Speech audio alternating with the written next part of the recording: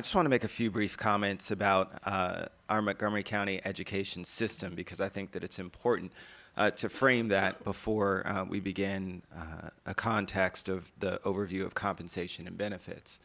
I'm born and raised in this county. I've seen this county change over the years. I've seen my children that have gone through this system and continue to benefit from the great way of life that we have here in Montgomery County. And much of that is testament to the employees that we have here and the investments that we make as a county.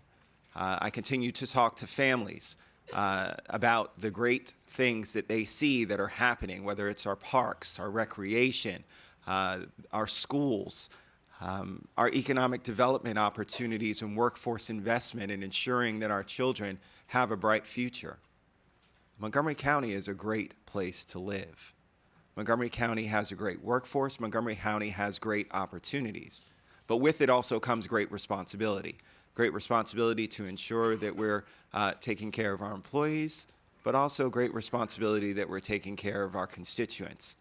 When it comes to a growing need that we continue to see throughout this county, we have to be responsive.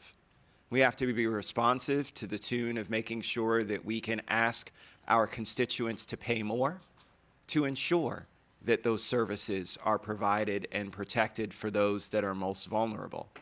We have to also make sure that that money is spent in a way that continues to invest in our children and in Montgomery County's future. And so that's why when I had my 5 budget forums throughout the county and had a chance to talk to folks about what mattered most when it came to education, we heard resoundingly that the things that folks were concerned about were making sure that all of our children had an opportunity to succeed, i.e. our achievement gap, and also making sure that we can reduce class size. Those were the priorities that I heard from our community.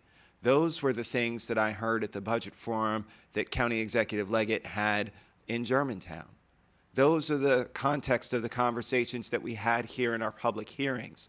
Those were the things that people cared about and wanted to see happen.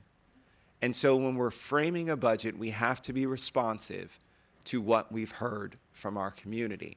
And so when it comes to our Montgomery County Public Schools, I think that those are the priorities that we're going to push forward. Now, how do those things happen? There certainly are a number of things that Councilmember Navarro mentioned when it comes to investments for the achievement gap. That means investment in teachers.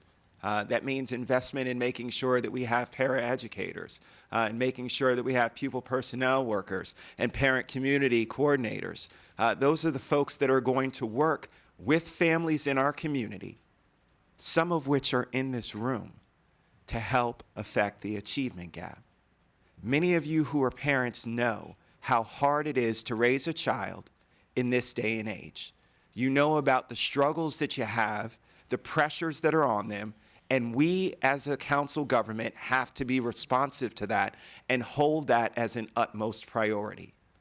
That is why I signed up for this job, to make sure that I fought for those folks who didn't have a voice, for those folks who don't attend these kinds of meetings because they're working 2 jobs.